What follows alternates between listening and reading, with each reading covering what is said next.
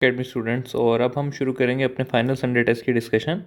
और इसमें हमारी कोशिश होगी कि हम जितने भी मेन टॉपिक्स डिस्कस कर सकते हैं हम उनको कर लें।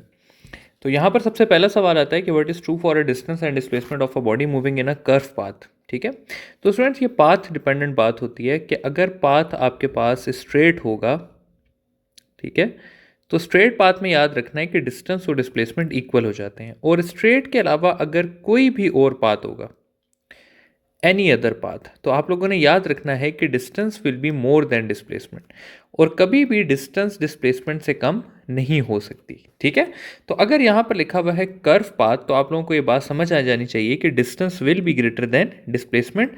ऑप्शन नंबर ए जो है वो इसका करेक्ट ऑप्शन हो जाएगा। वेलोसिटी चाहे यूनिफॉर्म हो ना हो, इससे कोई खास फर्क नहीं पड़ता। ठीक है, तो ये हो जाएगा हमारा option number A. Next question है हमारे पास, क्या body first cover 8 metres towards east. ठीक है, तो 8 मीटर टूवर्ड्स ईस्ट है, उसके बाद फिर 5 मीटर टूवर्ड्स नॉर्थ है, और फिर है 11 मीटर टूवर्ड्स साउथ। तो हमें ये बताना है कि ratio of distance to displacement क्या है। सबसे पहले स्टूडेंट्स हम इसकी डिस्टेंस फाइंड कर लेते हैं। तो डिस्टेंस के लिए स्टूडेंट सिंपल सा रूल है कि आप सबको ऐड कर देंगे, तो 5 प्लस 11 प्लस 8 हो जाएगा, ये हमारे पास आ जाएगा 24 मीटर। और अब अगर हम डिस्प्लेसमेंट करें तो स्टूडेंट्स डिस्प्लेसमेंट के लिए सबसे पहले जब भी ऐसा सवाल आएगा तो हम क्या करेंगे, सबसे पहले उसे एक्स एक्सिस में और वाई एक्सिस में डिवाइड करेंगे कि एक्स एक्सिस की कौन सी क्वांटिटी है और वाई एक्सिस की कौन सी है। यहाँ पर एक्स एक्सिस की सिर्फ एक ही क्वांटिटी है और वो है 8 मीटर ईस्ट, जबकि वाई एक्सिस की दो हैं, एक है हमारे पास 11 मीटर साउथ और दूसरी है हमारे पास 5 मीटर नॉर्थ। अब ये अगर आप देखें तो ये दोनों ऑपोजिट डायरेक्शन में है, तो हम इनको सब्ट्रैक्ट करेंगे तो ये हो जाएगा 11 माइनस 5, ये आ जाएगा हमारे पास 6 मीटर साउथ। अब एक एक्स एक्सिस में हमारे पास है 8 मीटर ईस्ट, जबकि वाई एक्सिस में हमारे पास है 6 मीटर साउथ। अब y और x की नेट डिस्प्लेसमेंट निकालने के लिए हम इनके ऊपर पाइथागोरस थ्योरम लगाएंगे, तो ये हो जाएगा 8 स्क्वायर प्लस 6 स्क्वायर। इसका आंसर हमारे पास आ जाएगा 10 मीटर। अब हमने रेशियो निकालना है, तो डिस्टेंस बाय डिस्प्लेसमेंट हमारे पास हो जाएगा, डिस्टेंस यहाँ पे 24 है, डिस्प्लेसमेंट 10 है, तो ये आ जाएगा 2.4, जो कि बनता है हमारा ऑप्शन नंबर बी। नेक्स्ट सवाल है यहाँ पे कि area under VT graph represents. ठीक है, तो एरिया स्टूडेंट्स अगर आपको किसी भी ग्राफ का दिया हो, ठीक है, एरिया अगर आपको किसी भी ग्राफ का दिया हो तो वो इक्वल होता है x इंटू वाई, यानी कि जो क्वांटिटी x पे है आप उसको y से मल्टीप्लाई कर लें तो आपके पास एरिया आ जाएगा। अब वीटी ग्राफ है तो v इंटू टी करेंगे which is equal to displacement, तो ये हो जाएगा हमारा option number C, displacement. Next question है हमारे पास कि a ballistic missile is launch. अच्छा, यहाँ पर स्टूडेंट जब भी बैलिस्टिक लिखा होगा ना, बैलिस्टिक मिसाइल इज लॉन्च, तो याद रखना है आपने कि ये प्रोजेक्टाइल की बात हुई, क्योंकि ballistic missile is an example of projectile. इस लॉन्च विद एन एंगल यहाँ पर आएगा theta is equal to tan inverse minus tan inverse 4, ये इस तरह से लिखा हुआ है। आपके जो क्वेश्चन पेपर होगा उसमें भी इसी तरह से लिखा होगा। यहाँ पर टाइम हमें दिया हुआ है 4 सेकेंड, ठीक है, और considering resistive force negligible how far was the target. अब स्टूडेंट्स ये बात आप लोगों ने याद रखनी है कि जब भी रेंज और हाइट इक्वल होते हैं तो r tan theta is equal to 4h के हिसाब से थीटा की वैल्यू आ जाती है tan इनवर्स माइनस 4। तो यहां पर आपको यह बात पता होनी चाहिए कि रेंज और हाइट क्या है, इक्वल है, सबसे पहली चीज। अब आपको टाइम ऑफ फ्लाइट दिया हुआ है और टाइम ऑफ फ्लाइट से आप हाइट फाइंड कर सकते हैं। किस तरह से, height is equal to g by 8 T square से। यहां पर ये हो जाएगा हमारे पास 10 बाई 8 और t हमारे पास 4 है तो ये 16 हो जाएगा, ये 2 हो जाएगा और आंसर मेरे पास क्या बचेगा, 20 मीटर। और रेंज और हाइट क्योंकि इक्वल है हमारे पास, तो रेंज भी कितनी बन जाएगी, 20 मीटर बन जाएगी, जो कि है हमारा ऑप्शन नंबर सी।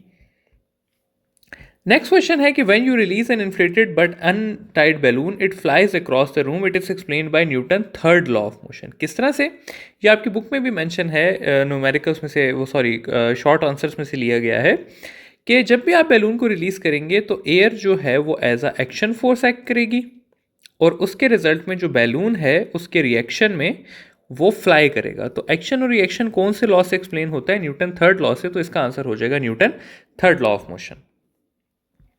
नेक्स्ट सवाल हो जाएगा कि force constant of wire is K and another wire is 3K। ठीक है, if both are stretched to same distance, if work done on the wires is W1 and W2 respectively, then.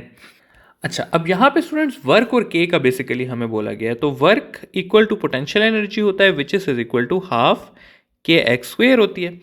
अब यहाँ पर हमें कहा गया है कि x जो है दोनों का वो सेम है। देखिए सेम डिस्टेंस लिखा हुआ है, तो वर्क और k का जो है वो डायरेक्ट रिलेशन आ जाएगा, यानी कि W1 ओवर W2 हो जाएगा मेरे पास K1 ओवर K2।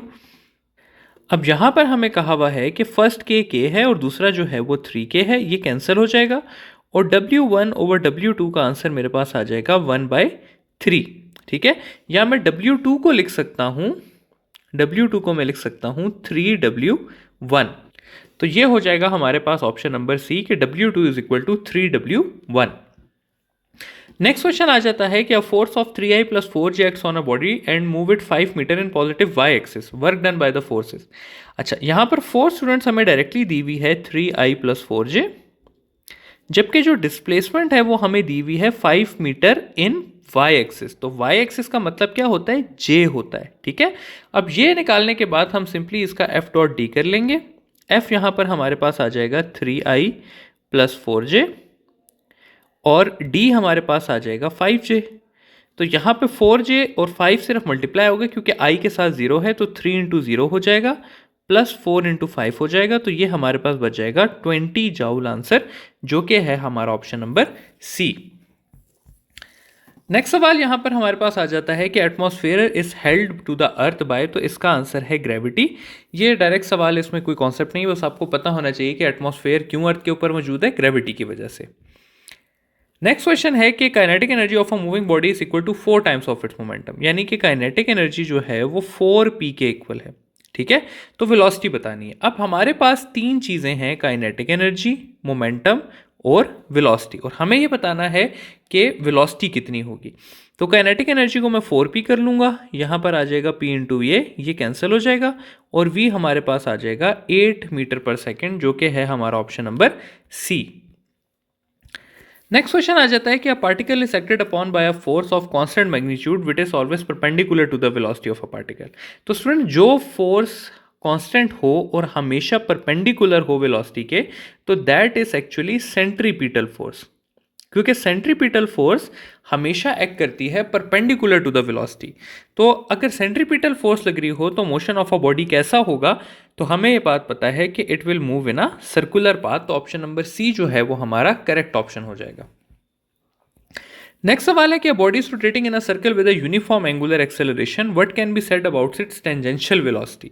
अच्छा, अब देखिए स्टूडेंट्स, अगर अल्फा आपके पास यूनिफॉर्म है, अल्फा अगर यूनिफॉर्म है तो ओमेगा जो है वो लाजमी चेंज हो रहा होगा। ऐसा नहीं हो सकता कि अल्फा यूनिफॉर्म हो और ओमेगा भी यूनिफॉर्म हो, क्योंकि अल्फा अगर यूनिफॉर्म है तो ओमेगा लाजमी बात है चेंज हो रहा होगा, एंगुलर वेलोसिटी चेंज हो रही होगी।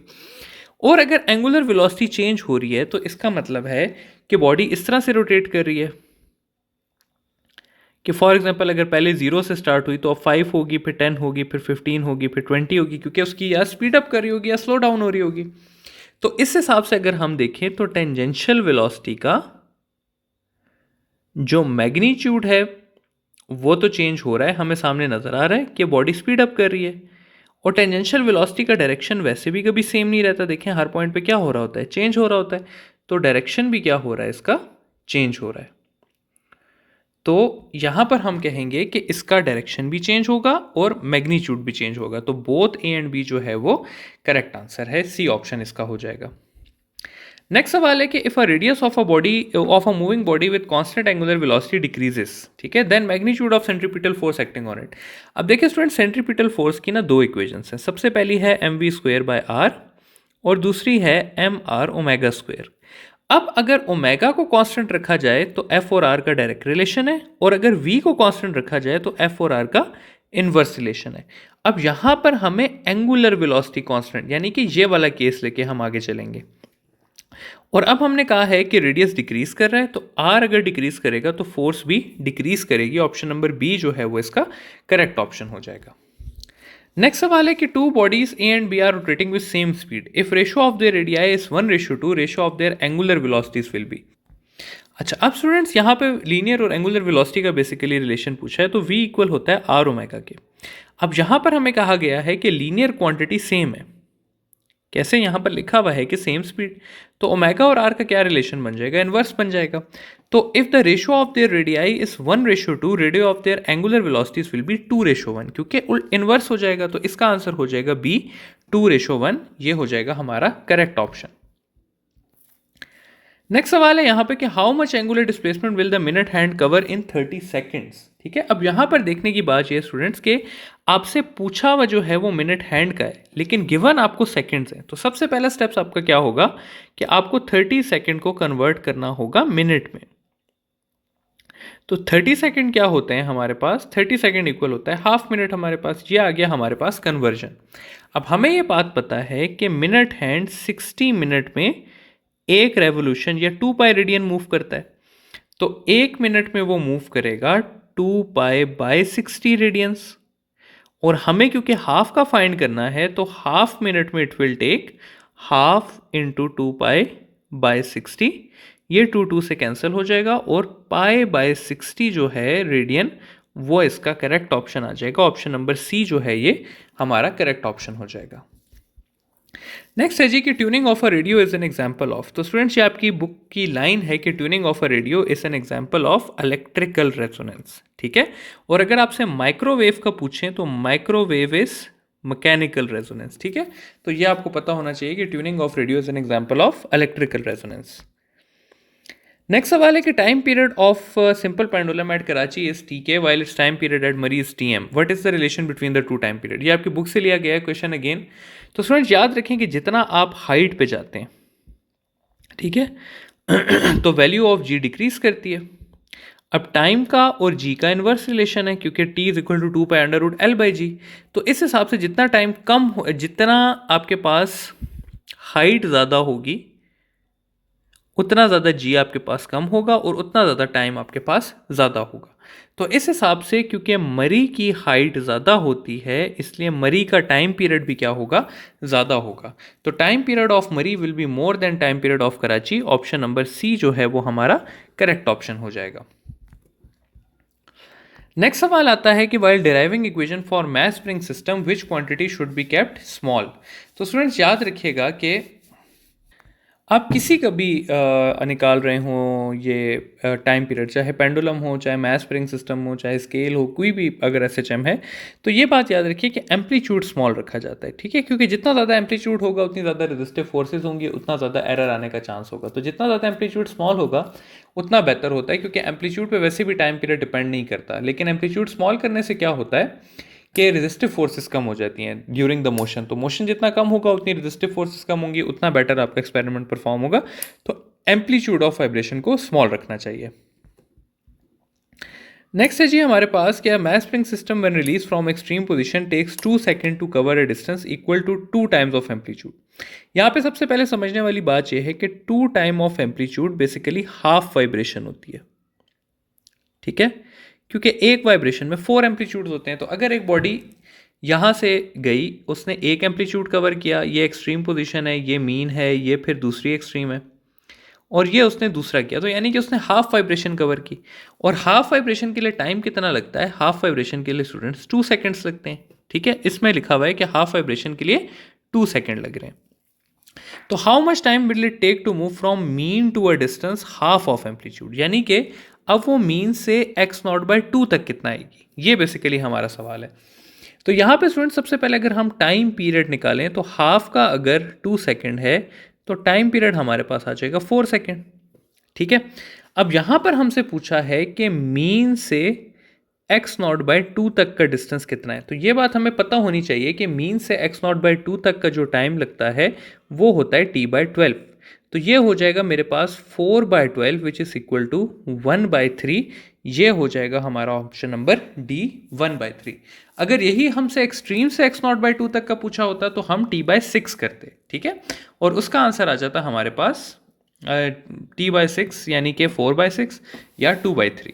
तो ये हो गया जी हमारे पास क्वेश्चन के, इसका आंसर आ जाएगा आंसर डी 1/3। नेक्स्ट सवाल है कि SHM vibrating with a frequency of 10 hertz has a velocity of 31.4 metre per second at mean, the acceleration at extreme position. Basically यहाँ पर हमें मैक्सिमम वेलोसिटी गिवन है। मैक्सिमम वेलोसिटी जो होती है वो मीन पे होती है और कितनी है, 31.4 मीटर पर सेकंड है, और मैक्सिमम एक्सेलरेशन फाइंड करनी है। तो मैक्सिमम एक्सेलरेशन की इक्वेशन होती है ओमेगा स्क्वायर एक्स नॉट। इसको मैं ऐसे भी लिख सकता हूँ, omega x not into omega. अब ओमेगा एक्स नॉट जो है वो मैक्सिमम वेलोसिटी है, तो ये हो जाएगा मैक्सिमम वेलोसिटी इंटू ओमेगा।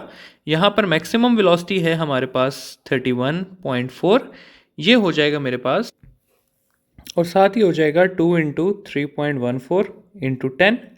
ठीक है, तो ये हमारे पास आ जाएगा स्टूडेंट्स ऑलमोस्ट 1990, जो कि इक्वल है, करीब करीब है किसके, 2000 मीटर पर सेकंड स्क्वायर। या इसको सिंपली मैं लिख सकता हूँ, मतलब आंसर आपका 1990 मीटर पर सेकंड स्क्वायर आएगा, विच इज़ नियर टू 2000। तो 2000 को मैं क्या लिख सकता हूँ, 2 किलोमीटर पर सेकंड स्क्वायर लिख सकता हूँ। तो 2 किलोमीटर पर सेकंड स्क्वायर, बी ऑप्शन जो है वो हमारा करेक्ट ऑप्शन हो जाएगा। नेक्स्ट क्वेश्चन आ जाता है कि when two waves having same frequency and travelling in same direction super impose, the resultant will show change in. तो स्टूडेंट्स इसका आंसर है एम्पलीट्यूड।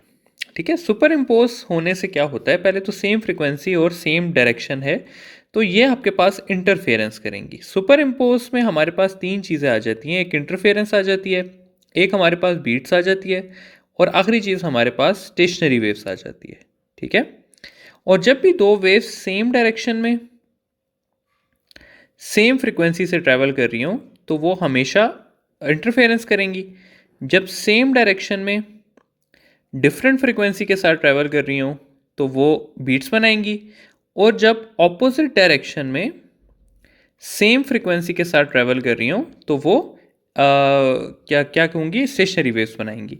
तो यहाँ पर ये इंटरफेरेंस का टॉपिक हमें दिया हुआ है कि सेम डायरेक्शन और सेम फ्रीक्वेंसी, और इंटरफेरेंस में क्या होता है, चेंज इन एम्पलीट्यूड होता है। तो D option, change in amplitude, ये हमारा करेक्ट ऑप्शन हो जाएगा।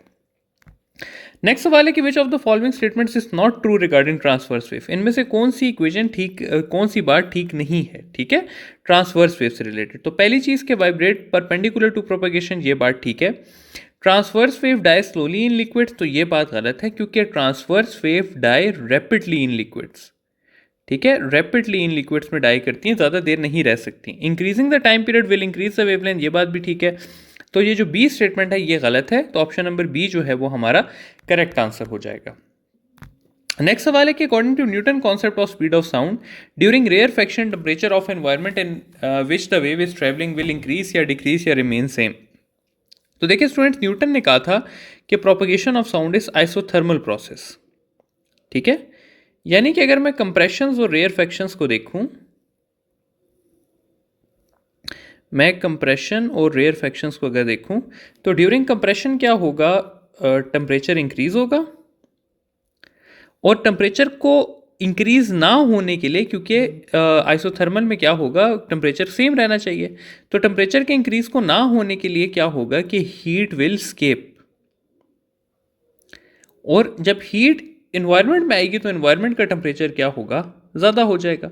इसी तरह रेयरफेक्शन में टेम्परेचर कम होना चाहिए, लेकिन कम ना होने के लिए यही हीट जो बाहर गई होगी ये रेयरफेक्शन के अंदर री इंटर करेगी। तो यहाँ पे पूछा गया है कि during rarefaction temperature of environment क्या होगा, तो टेम्परेचर ऑफ एनवायरनमेंट डिक्रीज करेगा, जबकि वेव का जो टेम्परेचर है वो क्या रहेगा, सेम रहेगा। तो ऑप्शन नंबर बी जो है।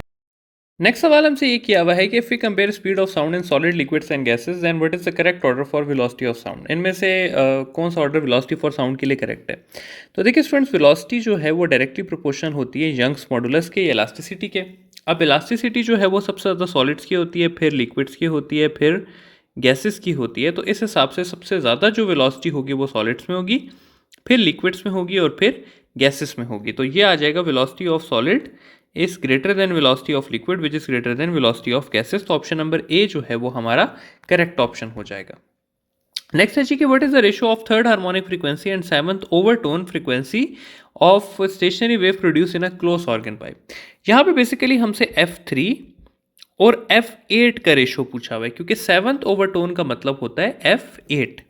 अब क्लोज पाइप के लिए अगर हमसे पूछा जाए तो स्टूडेंट्स क्लोज पाइप के लिए जो फॉर्मूला है वो है Fn is equal to 2n-1 F1। ठीक है, तो F3 हो जाएगा हमारे पास 2 into 3-1 F1 divided by F8 हो जाएगा 2 इंटू 8-1 F1। F1 से कैंसिल हो जाएगा, ये हो जाएगा 5 और 2 8 16/15, तो ये कैंसिल होके आ जाएगा 1/3 जो कि बनता है हमारा option number C. Next question है कि heating of a room using a gas heater is an example of. तो स्टूडेंट्स ये कन्वेक्शन की एग्जांपल है। क्यों?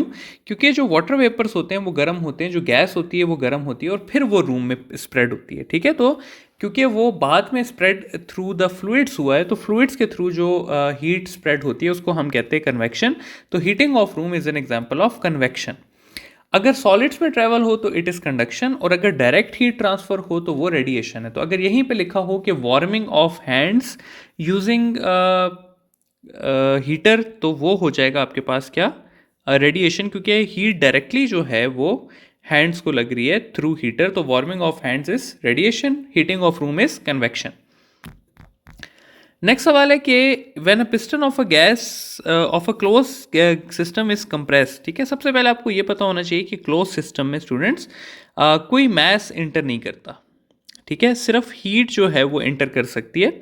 तो मतलब इसमें हीट जो है वो रिलीज भी हो सकती है, इंटर भी हो सकती है। इस कंप्रेस वेरी स्लोली। तो स्टूडेंट जब भी वेरी स्लोली लिखा होगा आप लोगों को समझ आ जानी चाहिए कि इट इज़ आइसोथर्मल सिस्टम। जब भी वेरी स्लोली लिखा हो इट इज आइसोथर्मल, जब भी रैपिडली लिखा हो इट इज इडियाबैटिक। तो यहाँ पर स्टूडेंट्स क्या है कि आइसोथर्मल है, तो आइसोथर्मल में change in internal energy zero होगा, तो हीट जो है वो W के इक्वल होगी। यानी कि हमने जितना भी वर्क किया होगा वो सारा का सारा हीट की फॉर्म में पेयर होगा। तो work done will appear in the form of heat released by the system. ठीक है, एब्जॉर्ब नहीं हो सकती, क्योंकि अगर एब्जॉर्ब हुई तो टेम्परेचर ज़्यादा हो जाएगा। तो अगर हम वर्क करें तो heat will be released from the system. तो Q is equal to W में हीट विल बी रिलीज। तो ऑप्शन नंबर बी जो है वो हमारा क्या हो जाएगा, करेक्ट ऑप्शन हो जाएगा।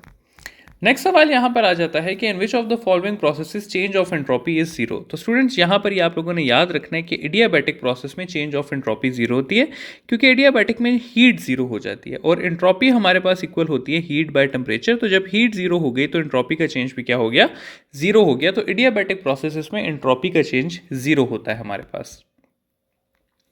नेक्स्ट सवाल है कि gas enclosed in a container undergoes a process where it absorbs 150 joule of heat from its surrounding and perform 90 joule of work। ठीक है, तो इस तरह कर लेते हैं कि हम एक सिस्टम ड्रॉ कर लेते हैं। ड्रॉ करके इसको समझेंगे तो ज़्यादा अच्छा समझ आएगा। Absorbs 150 joule from its surrounding, तो यहाँ पर 150 joule हीट आ गई। ठीक है, and performs 90 joule of work, तो 90 joule जो है वो इसने वर्क कर दिया। अब कहा है कि शुरू में उसकी जो इंटरनल एनर्जी थी वो 200 थी, तो अब कितनी होगी। तो अब इस तरह करते हैं कि हम स्टार्टिंग से इसको शुरू करते हैं। हम कहते हैं 200 इसकी थी एनर्जी, जब इसके पास 150 आई तो ये 200 से चेंज होकर कितना हो गया, 350 हो गया। और 350 में से जब 90 इसने वर्क कर दिया तो 350 माइनस 90 हो जाएगा, जो कि हमारे पास बच जाएगा 260 जाउल, जो कि बचता है हमारा ऑप्शन नंबर बी। नेक्स्ट सवाल है यहाँ पर कि coulomb force is maximum between which of the following pair of charges. ठीक है, अब स्टूडेंट्स कूलम फोर्स के लिए याद रखें कि जब हम उसका मैग्नीट्यूड फाइंड करते हैं तो हम चार्जेस का डायरेक्शन नहीं लेते, क्योंकि फोर्स का चाहे +2 और -2 हो या -2 और -2, उससे फ़र्क नहीं पड़ता। तो अगर मैं पहले दो की निकालूँ तो ये चार्ज 1 जो है वो 2 है, सेकेंड जो है वो 4 है, तो ये हो जाएगा 8। सेकेंड के लिए निकालूँ तो 2 × 4 वो भी हो जाएगा 8, और थर्ड के लिए निकालूं 8 × 1 तो ये भी हो जाएगा 8। तो सब की क्या है, बराबर फोर्स लग रही है। तो ऑप्शन नंबर डी जो है वो हमारा करेक्ट ऑप्शन हो जाएगा। नेक्स्ट सवाल आ जाता है कि which of the following is incorrect regarding electric field lines. ठीक है, इसमें से कौन सी चीज इलेक्ट्रिक फील्ड लाइन नहीं फॉलो करती। तो these are imaginary lines and can not be seen, ये बात ठीक है। They never intersect each other, ये बात भी ठीक है क्योंकि ये वेक्टर हैं। Field lines can be parallel to each other, ये बात भी ठीक है।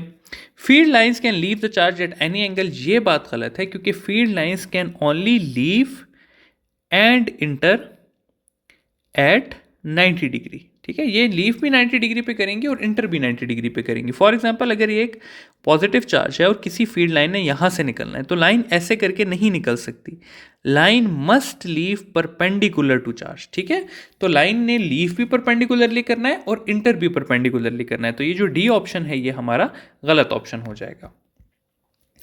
नेक्स्ट सवाल आ जाता है कि two charges having 4 coulomb and 2 coulomb charges respectively are separated by distance of 2 metre. Net electric field on the line in the centre of the two charges will be.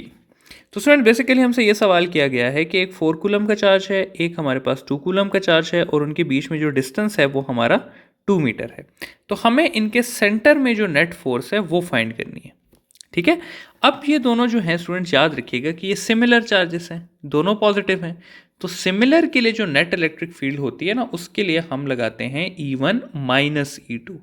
तो ये हो जाएगा KQ1 bye R1 square minus KQ2 bye R2 का square.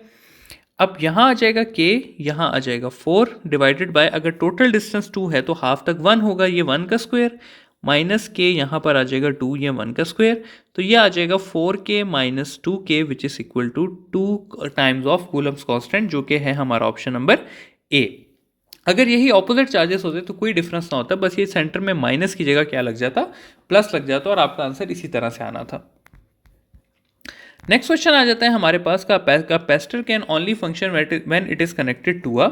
तो students capacitor का जब भी लिखा हो कैन ओनली फंक्शन, ठीक है, तो कैपेसिटर को फंक्शन होने के लिए डीसी चाहिए होता है, आइदर प्लेन डीसी और पल्सेटिंग डीसी, इससे फर्क नहीं पड़ता। लेकिन कैपेसिटर में अगर आप एक प्लेट को पॉजिटिव से कनेक्ट रखेंगे, दूसरी प्लेट को नेगेटिव से कनेक्ट करेंगे, सिर्फ तभी वो काम कर सकता है। अगर बार बार टर्मिनल्स चेंज हो रहे हो तो कौन सी प्लेट पॉजिटिव स्टोर करेगी और कौन सी नेगेटिव करेगी, तो नहीं कर सकेगी। ठीक है, तो कैपेसिटर को अपनी फंक्शनिंग के लिए या डायरेक्ट करंट चाहिए होता है या पल्सेटिंग डीसी चाहिए होता है, लेकिन चाहिए डीसी होता है, तो बोथ बी एंड सी ये इसका करेक्ट ऑप्शन हो जाएगा। नेक्स्ट सवाल हमारे पास आ जाता है कि magnitude of conventional current in a given current conductor is dash to that of electronic current. ठीक है, अब कन्वेंशनल करंट इलेक्ट्रॉनिक करंट की थोड़ी सी बात की जाए तो अगर मैं कहूँ ये वायर है मेरे पास और इसका ये एंड पॉजिटिव है, ये नेगेटिव है, तो जो करंट हम पॉजिटिव से नेगेटिव लेते हैं that is called as conventional current. ठीक है, और जो करंट हम नेगेटिव से पॉजिटिव लेते हैं that is called as electronic current और स्टडी करंट। स्टडी भी कहते हैं इसको, इलेक्ट्रॉनिक भी कहते हैं। अच्छा, कन्वेंशनल करंट को हम कंसिडर करते हैं कि it is due to positive ions, और जो स्टडी करंट है उसको हम कंसिडर करते हैं कि it is due two electrons. अब स्टूडेंट चाहे आप स्टडी करंट लें चाहे आप कन्वेंशनल करंट लें, जितने इलेक्ट्रॉन्स, जिस तरह मतलब इसकी थ्योरी ये है कि जितने इलेक्ट्रॉन्स चार्ज मूव करता है उतना ही पॉजिटिव आइंस दूसरी तरफ मूव करते हैं। ठीक है, पॉजिटिव आइंस मूव नहीं करते लेकिन दे बिहेव एज सच के ये मूव कर रहे हैं। तो बेसिकली जितना स्टडी करंट बनता है कन्वेंशनल भी मैग्नीट्यूड वाइज उतना ही बनता है, तो इसका आंसर होगा सेम सी। नेक्स्ट सवाल है कि resistivity of a substance is defined as the resistance of dash of a substance. तो स्टूडेंट ये एक बहुत कॉमन सवाल है जो 2-3 बार ईटा में रिपीट भी हो चुका है। इसका आंसर है मीटर ऑफ अ सब्सटेंस। ठीक है, कैसे? अब देखिए स्टूडेंट्स, रेजिस्टेंस इक्वल होती है RA/L के। अब अगर मैं इसकी रेजिस्टेंस निकालूं तो इसकी यूनिट्स निकालूं तो मीटर स्क्वायर बाय मीटर, ये कैंसिल हो जाएगा। तो resistance of how much of a substance, metre of a substance, तो ये हो जाएगा ए ऑप्शन। और ये याद रखिएगा कि ये बार बार आता है, तो इसलिए आप लोगों को ये पहले से पता होना चाहिए कि इसका आंसर क्या है। नेक्स्ट है जी कि which of the following quantities is dependent on dimensions of the conductor. Dimensions पे कौन सी चीज़ डिपेंड करती है? तो स्टूडेंट्स याद रखिएगा कि रेजिस्टिविटी और कंडक्टिविटी ये जो हैं ये इंडिपेंडेंट होते हैं डायमेंशंस पे। ठीक है, ये दोनों चीज़ें डायमेंशंस पे डिपेंड नहीं करती। और किस पे डिपेंड करती हैं?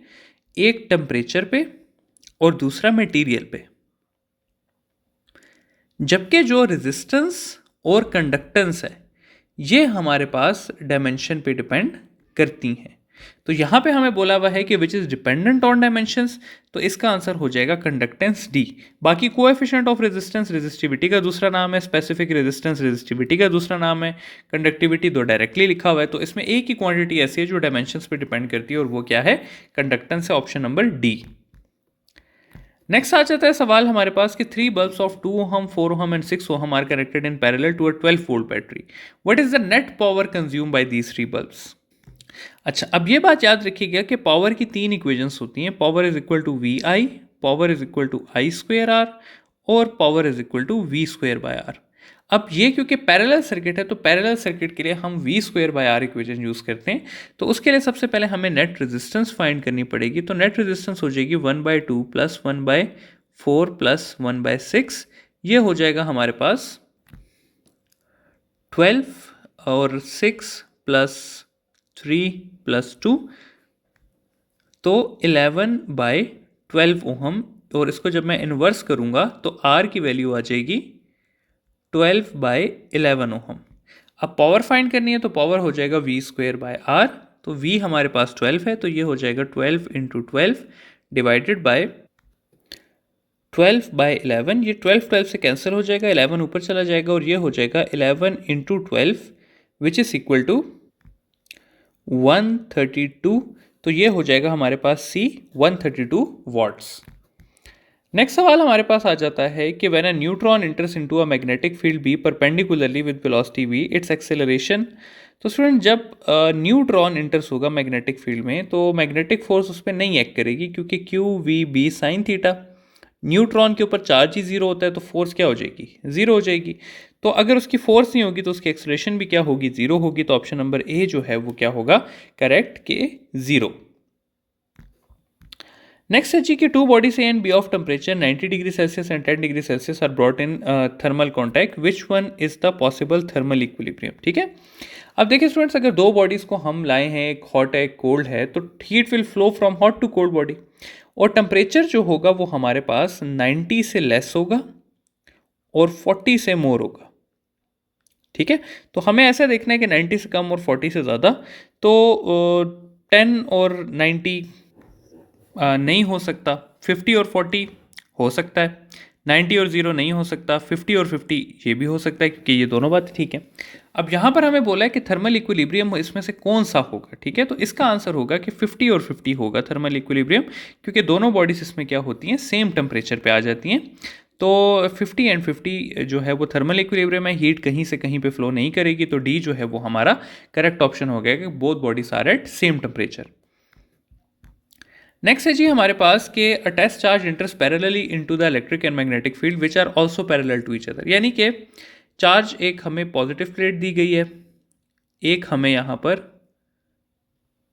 नेगेटिव प्लेट दी गई है और कहा है कि इलेक्ट्रिक फील्ड ये है, फिर नॉर्थ पोल इधर बनाए देते हैं, साउथ पोल इधर बना देते हैं। अब ये देखिए इलेक्ट्रिक फील्ड भी इसी तरफ है और मैग्नेटिक फील्ड भी इसी तरफ है और चार्ज भी इनके परपेंडिकुलर इंटर करता है, सॉरी पैरेलल इंटर करता है। तो जब charge parallel to the magnetic field होगा तो मैग्नेटिक फोर्स तो जीरो हो जाएगी।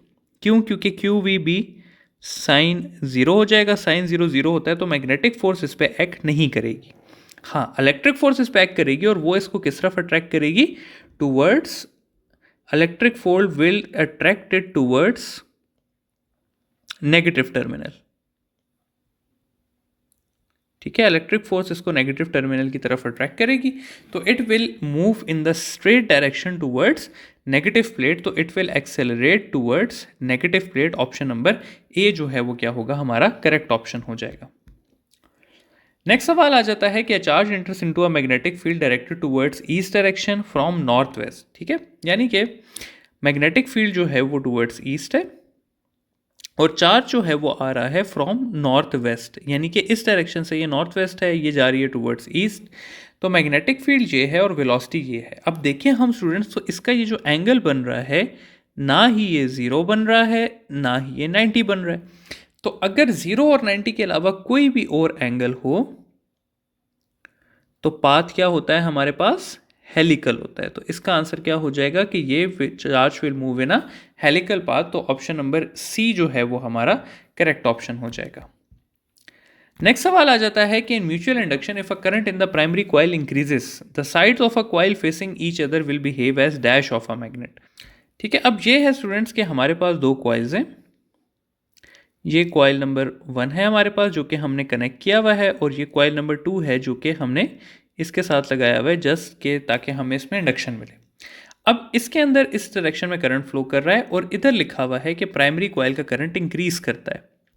तो जब स्टूडेंट्स प्राइमरी कॉइल का करंट इंक्रीज करेगा ना, तो सेकेंडरी कॉइल का करंट ऑपोजिट फ्लो करेगा लेंजिस लॉ के हिसाब से, तो यानी कि ये इस तरफ फ्लो करेगा। अब स्टूडेंट्स अगर हम फाइंड करना चाहें तो फर्स्ट कॉइल की कॉइल नंबर ए का नॉर्थ पोल ये बनेगा और साउथ पोल इस साइड पे बनेगा, जबकि सेकंड कॉइल का साउथ पोल इस साइड पे बनेगा और नॉर्थ पोल इस साइड पे बनेगा। यानी कि कॉइल की जो साइड फेस कर रही है एक दूसरे को वो सिमिलर पोल्स के तौर पे एक्ट कर रहे हैं, तो इसका आंसर हो जाएगा ए, सिमिलर पोल्स। नेक्स्ट आ जाता है जी कि which of the following losses in transformer and their solutions are not correctly paired. तो स्टूडेंट्स एडी करंट्स का सॉल्यूशन लैमिनेटेड कोर होता है, ये बात ठीक है। हिस्टैरिसीस लॉस का भी सॉफ्ट आयरन कोर होता है, तो ये बात भी ठीक है। लेकिन स्टूडेंट्स फ्लक्स लॉस का आंसर डिक्रीजिंग द डिस्टेंस नहीं है, ठीक है। मतलब आप लोगों के माइंड में ये आया होगा कि फ्लक्स लॉस हो रहा है अगर, ठीक है, ये लेट से फ्लक्स लॉस हो रहा है, आप इन कॉइल्स को आपस में पास ले आए तो सारा का सारा जो है वो फ्लक्स क्या होगा, इसी कॉइल में से पास होगा। लेकिन स्टूडेंट इसका ऐसा आप कर नहीं सकते प्रैक्टिकली, क्योंकि हीट बहुत ज़्यादा बनना शुरू हो जाती है। तो इसका सोल्यूशन ये होता है कि आप दोनों कॉइल्स को दूर करके रखते हैं और उनके बीच में आयरन कोर इंट्रोड्यूस कराते हैं। तो इसका solution introduction of iron core है, इन दोनों को करीब करना नहीं है। तो ऑप्शन नंबर बी जो है वो गलत है, तो B is not correctly prepared, इसलिए यह हमारा करेक्ट ऑप्शन हो जाएगा। नेक्स्ट सवाल है जी कि battery of 120 volt is connected to a solenoid of resistance 10 ohm, ठीक है। यानी कि वोल्टेज पोटेंशियल जो है हमारे पास वो 120 वोल्ट है, रेजिस्टेंस जो है हमारे पास वो यहाँ पे 10 ओहम है, ठीक है। When a circuit is switched on, net current that flows through the circuit is 8 ampere, ठीक है। तो जब मैंने सर्किट को स्विच ऑन किया है तो जो करंट फ्लो हुआ है वो 8 एम्पेयर हुआ है। अब अगर इसके हिसाब से मैं करंट फाइंड करना चाहूँ तो V is equal to I R होता है, तो I is equal to V by R हो जाएगा। V यहाँ पर 120 है, R यहाँ पे 10 है, तो करंट को फ्लो होना चाहिए था 12 एम्पेयर, लेकिन यहाँ पर कितना हो रहा है, 8 एम्पेयर हो रहा है, ठीक है। तो यहाँ पर नेट करंट जब हम सर्किट को स्विच ऑन करेंगे तो वो होगा अप्लाइड माइनस इंड्यूस्ड, या इंड्यूस करंट फाइंड करने के लिए मैं कर सकता हूँ net current applied current minus net current. यहाँ पर अप्लाइड जो है वो 12 एम्पेयर होना चाहिए, नेट करंट 8 है, तो इंड्यूस कितना हुआ, 4 एम्पेयर हुआ। तो ऑप्शन नंबर ए 4 एम्पेयर जो है वो हमारा करेक्ट आंसर आ जाएगा। नेक्स्ट सवाल है कि motional EMF is given by the formula. तो स्टूडेंट्स मोशनल ईएमएफ का फॉर्मूला होता है minus V B L sine theta, तो ऑप्शन नंबर ए जो है वी बी एल ये हमारा करेक्ट आंसर हो जाएगा। Q V B force on a charge है, I L B force on a wire है, और ये जो है ये एसी जनरेटर की इक्वेशन है। तो इसमें मोशनल ईएमएफ की एक ही इक्वेशन है और वो कौन सी है, A V B L. Next question है कि half wave rectifier allows dash of AC to positive cycles, ठीक है। अब स्टूडेंट्स यहाँ पर ना दो किस्म के सवाल आते हैं जो आपको पता होने चाहिए। पहला आता है कि अब half wave rectifier allows dash of AC, यानी कि उसमें पॉजिटिव साइकिल नहीं लिखा होता। तो इसका आंसर होता है कि अगर ये एसी है तो ये इसकी आउटपुट आती है, या ये आती है, या ये आती है, तो इट अलाउस आइदर पॉजिटिव और अपर साइकिल। लेकिन जब यहाँ पर मेंशन है कि इनटू पॉजिटिव साइकिल्स, तो पॉजिटिव साइकिल्स ऊपर वाले साइकिल्स होते हैं, तो किस को वो पॉजिटिव साइकिल में अलाउ करता है, सिर्फ अपर हाफ को।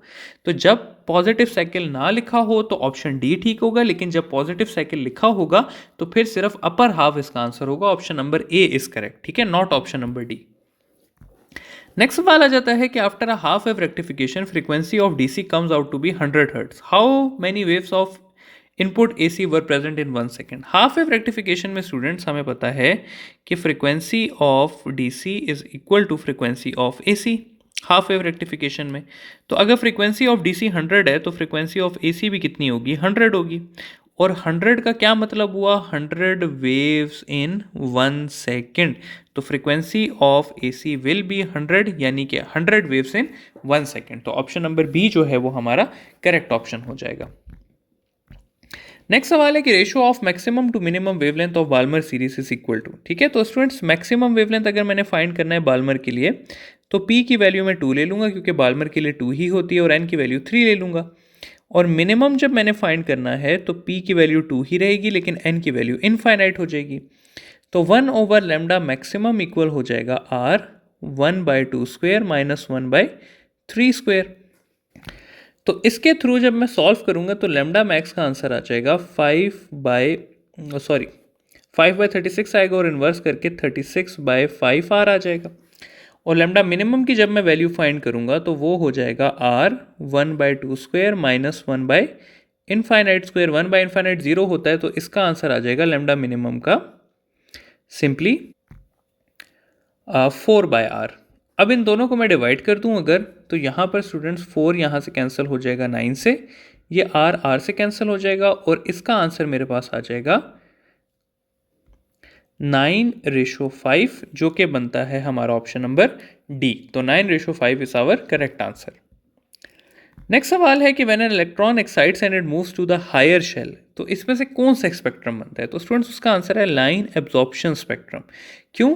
क्योंकि जब भी इलेक्ट्रॉन एनर्जी गेन करेगा तो वो एनर्जी एब्जॉर्ब करेगा, ठीक है। तो वो जब एनर्जी एब्जॉर्ब हो जाएगी तभी वो हायर शेल में जाएगा और जो स्पेक्ट्रम आएगा वो एब्जॉर्प्शन स्पेक्ट्रम आएगा। इसी तरह अगर इलेक्ट्रॉन लोअर शेल में फॉल करेगा तो वो एनर्जी एमिट करेगा और कौन सा स्पेक्ट्रम आएगा? एमिशन स्पेक्ट्रम आएगा। तो जब वो move to the higher shell करेगा, उसने एनर्जी एब्जॉर्ब की होगी, तो लाइन एब्जॉर्प्शन स्पेक्ट्रम आएगा। Option number B is correct answer. Next सवाल है कि momentum of a photon of a frequency f moving with velocity c is given by. तो स्टूडेंट्स मोमेंटम इक्वल होता है हमारे पास, अच्छा डी ब्रोगली के हिसाब से मोमेंटम इक्वल होता है h बाय लेमडा के। अब हमें पता है v इक्वल होता है f लेमडा के इक्वल, या लेमडा इक्वल हो जाएगा v बाय f। तो यहाँ पर अगर मैं ये डालूँ तो मोमेंटम इक्वल हो जाएगा h divided by v by f। ये f ऊपर चला जाएगा तो ये हो जाएगा hf बाय v, और यहाँ पर क्योंकि v इक्वल टू c है तो ये हो जाएगा hf बाय c, जो कि हो जाएगा हमारा ऑप्शन नंबर b। नेक्स्ट है जी कि which phenomenon exhibited by electron is used in electron microscope. तो स्टूडेंट्स ये बात आप लोगों ने याद रखनी है कि इलेक्ट्रॉन माइक्रोस्कोप में डायफ्रैक्शन को स्टडी किया जाता है, ठीक है। डायफ्रैक्शन, जब इलेक्ट्रॉन्स किसी चीज़ पे पड़ते हैं तो वो उसके एजेस से डायफ्रैक्ट होते हैं, और डायफ्रैक्शन असल में कौन सी प्रॉपर्टी है? वेव नेचर है। और यही डायफ्रैक्शन जो है वो डेविसन और जर्मन ने भी स्टडी की थी इलेक्ट्रॉन की वेव नेचर को प्रूव करने के लिए। तो इसका आंसर है डायफ्रैक्शन। वेव नेचर की वजह से डायफ्रैक्शन होती है और उस वजह से हम स्टडी करते हैं, उसको यूज़ करते हैं इन इलेक्ट्रॉन माइक्रोस्कोप। नेक्स्ट सवाल हमारे पास आ जाता है कि in photo electric effect experiment stopping potential is, ठीक है। तो यहाँ पर स्टूडेंट्स आप काफ़ी सारों ने किया होगा कि मैक्सिमम काइनेटिक एनर्जी, लेकिन स्टूडेंट्स स्टॉपिंग पोटेंशियल पूछा हुआ है आपसे, ठीक है। तो stopping potential is the potential that causes the current to vanish, ठीक है। अगर काइनेटिक एनर्जी का पूछा हो of most energetic electron students, तो वो इक्वल है इलेक्ट्रिक पोटेंशियल एनर्जी के, ठीक है, वो इलेक्ट्रिक पोटेंशियल एनर्जी के। और अगर सिर्फ पोटेंशियल का पूछा हो तो that is equal to the potential that causes the current to vanish. तो ऑप्शन नंबर डी जो है वो क्या होगा? इसका करेक्ट आंसर होगा। नेक्स्ट सवाल है कि becquerel is a unit of, तो students becquerel is a unit of activity, ठीक है, ये आप लोगों को पता होना चाहिए। बाकी डोज के जो यूनिट है वो हमारे पास ग्रे है, या इसको मैं रेम भी कहता हूँ, बल्कि रेडिएशन कहता हूँ, सॉरी। और इक्विवेलेंट डोज का जो है वो REM है। तो ये आपको कुछ ना कुछ पता होना चाहिए कि किसके कौन से यूनिट्स हैं, ठीक है। तो एक्टिविटी का यूनिट क्या है? बैक्वेरल है या क्यूरी है, और 1 क्यूरी इक्वल होता है 3.7 एक्सपोनेंट 10 बैक्वेरल के, ठीक है। तो ये हो जाएगा आपकी एक्टिविटी। नेक्स्ट है जी कि particle was emitted by radio active element and its atomic number was increased, the particle emitted was. तो स्टूडेंट्स देखिए हमारे पास 3 किस्म के पार्टिकल हैं, अल्फा पार्टिकल, बीटा नेगेटिव हमारे पास आ जाता है, बीटा पॉजिटिव आ जाता है, और गैमा रे आ जाता है। जब भी अल्फा रे निकलेगी तो एटॉमिक मास में से 4 माइनस होगा, एटॉमिक नंबर में से 2 होगा। जब भी बीटा नेगेटिव रे निकलेगी तो एटॉमिक मास हमारे पास सेम रहेगा, एटॉमिक नंबर में हमारे पास +1 होगा। और जब भी बीटा पॉजिटिव निकलेगी एटॉमिक मास सेम रहेगा, एटॉमिक नंबर में -1 होगा। और जब भी गैमा रे निकलेगी तो एटॉमिक मास भी सेम रहेगा और एटॉमिक नंबर भी सेम रहेगा। तो यहाँ पर हमसे पूछा हुआ है कि एटॉमिक नंबर वॉज इंक्रीज, तो क्या निकलेगा? तो एटॉमिक नंबर जब भी इंक्रीज होगा तो यानी कि बीटा नेगेटिव रे निकली है। बीटा नेगेटिव रे क्या है? इलेक्ट्रॉन है, तो इसका आंसर हो जाएगा ए, इलेक्ट्रॉन। नेक्स्ट है जी कि radioactive element initially have X number of atoms, how much atoms will decay in 3 half lives. ठीक है, तो अनडिकेड का स्टूडेंट्स फॉर्मूला है हमारे पास इनिशियल जो कि x है divided by 2n, 3 half lives हैं तो 2⁻³ हो जाएगा विच इज इक्वल टू x/8। अब डिकेड इक्वल होता है इनिशियल माइनस अनडिकेड, तो इनिशियल हमारे पास x है, अनडिकेड हमारे पास x/8 है, तो ये हो जाएगा 7x/8। तो डिकेड हमारे पास क्या आएगा 7x/8 जो कि है हमारा ऑप्शन नंबर डी। यहाँ पर स्टूडेंट्स हमारी डिस्कशन एंड होती है। अब हम इंशाल्लाह अपने नेक्स्ट डिस्कशन के साथ मिलेंगे। Thank you.